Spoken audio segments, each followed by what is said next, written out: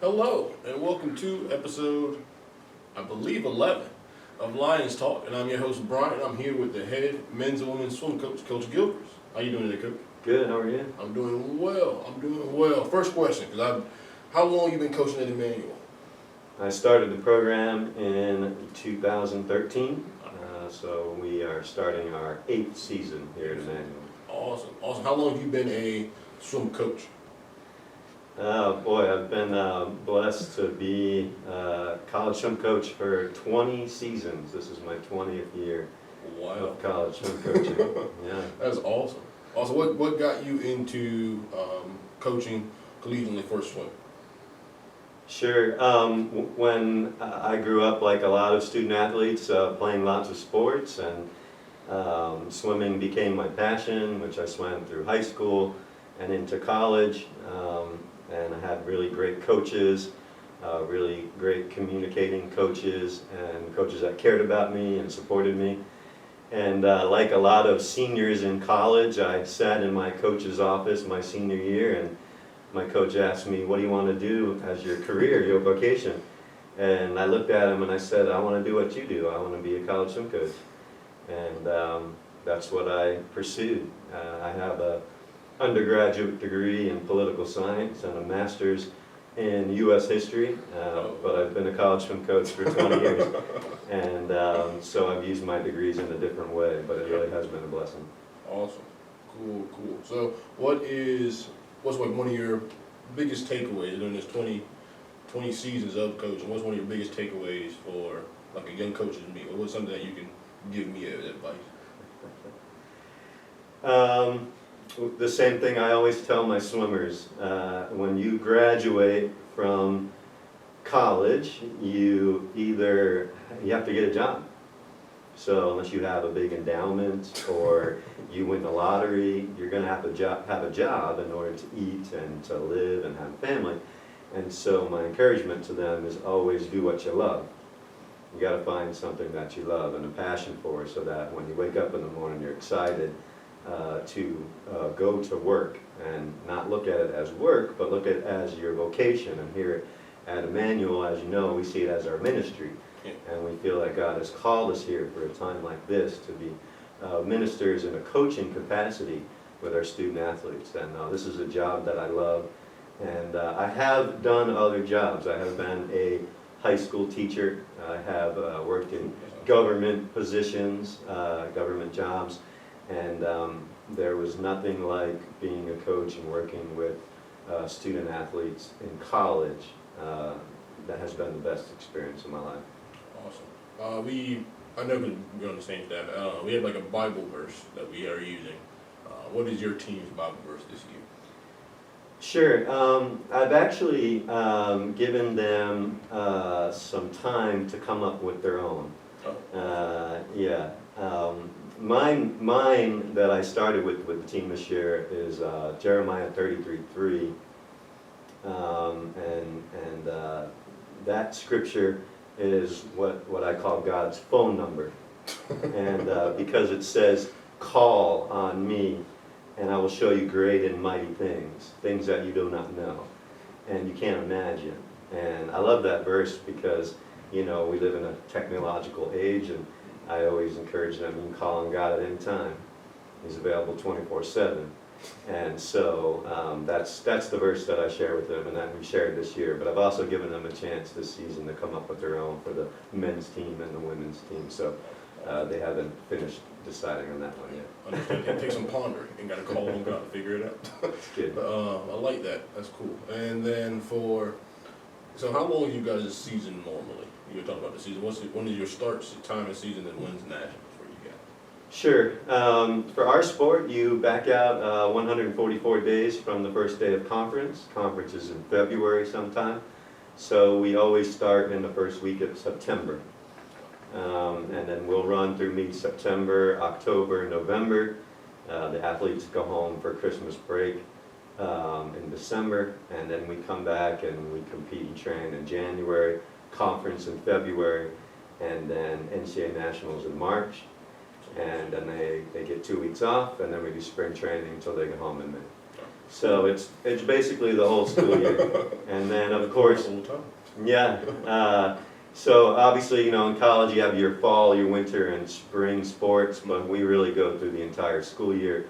And then, of course, we have athletes, especially our international athletes, that go home and compete in, you know, their national championships, their go to the world championships. We've had swimmers go to the Olympics.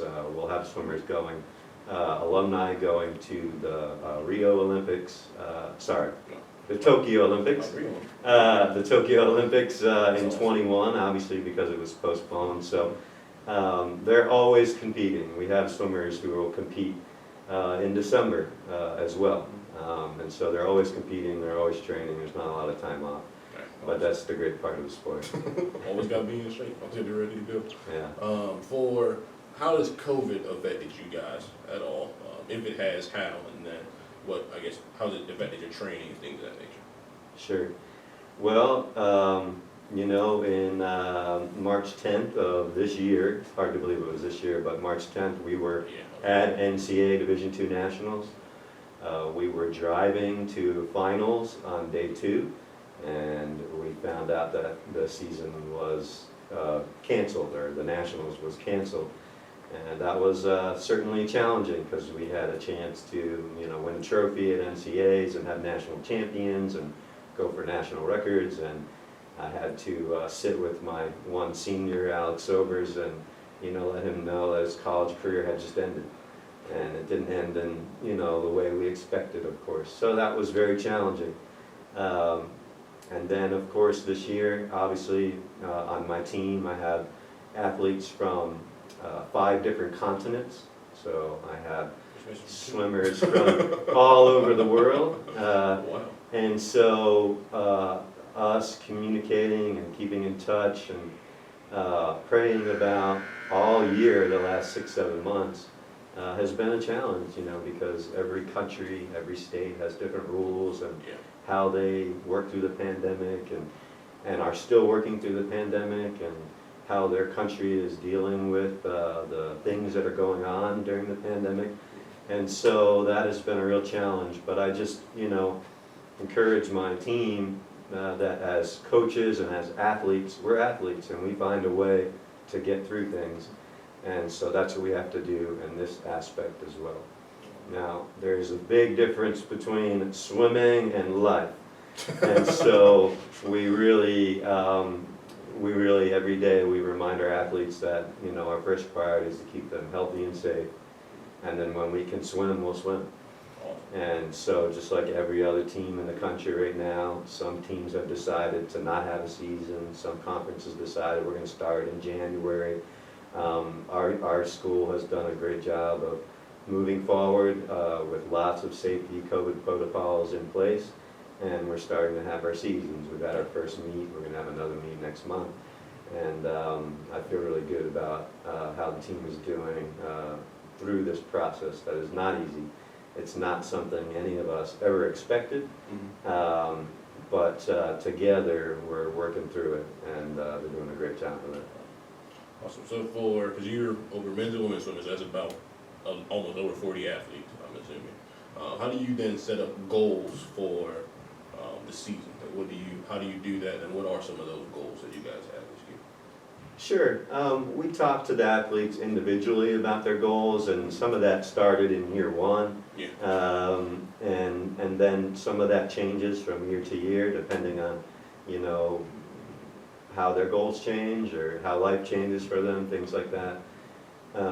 But also we have our team goals. You know, obviously as the head coach, I've always felt what was important to me, besides being good stewards of the program, representing your college in a positive way, but what has been important to me is to be at the national level and to excel. And I like the fact that we can do both. I think we can do both. Not just have a good experience, but have a very high level experience. So our goal, of course, is always to win as many events in the season as we can. Last year, the men went undefeated at 13-0. The women went 14-2. The women won conference. The men finished second, and we were scheduled based on points to finish in the top 4 at NCAAs with the men, but obviously it got canceled in the middle of the meet. So of course our goal is always to win as many meets as we can, try to go undefeated, try to win conference, try to have as many conference champions as possible. Last year we had 42 conference champions between the men and the women. Wow. We had 104 swimmers on the podium, so that's top 6 on the podium.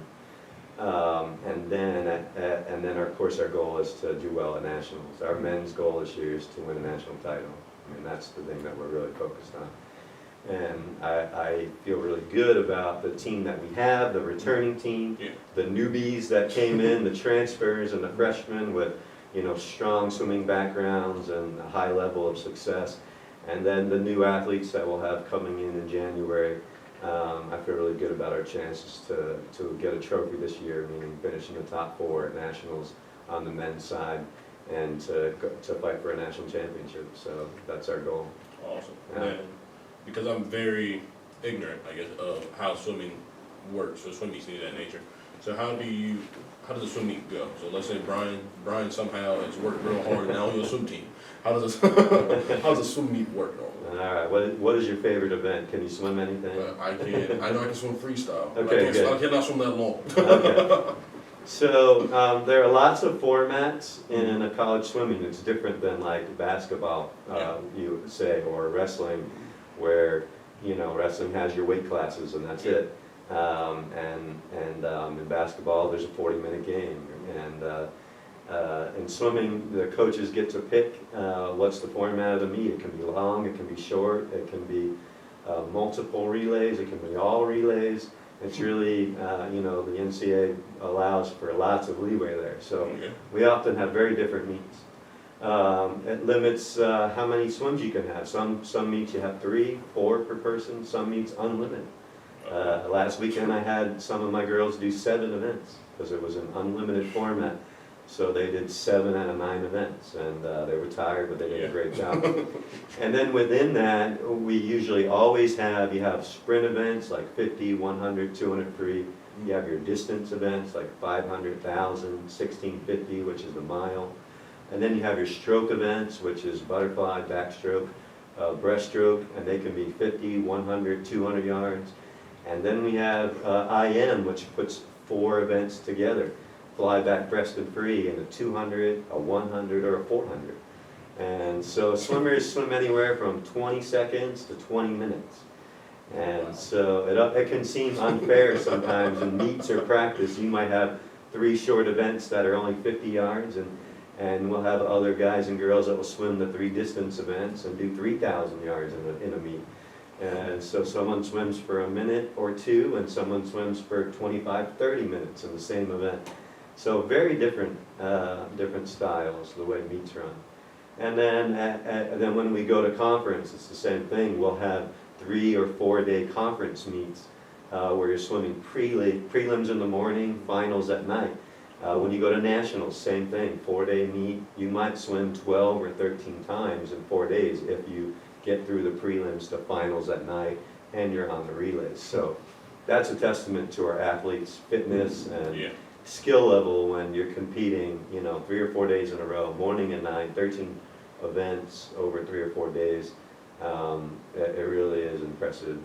I'm very impressed by my athletes. And then, of course, don't forget they're in college, trying to, get good grades and progress towards graduation and move on to, whatever vocation they're looking at. So it's really a lot of fun.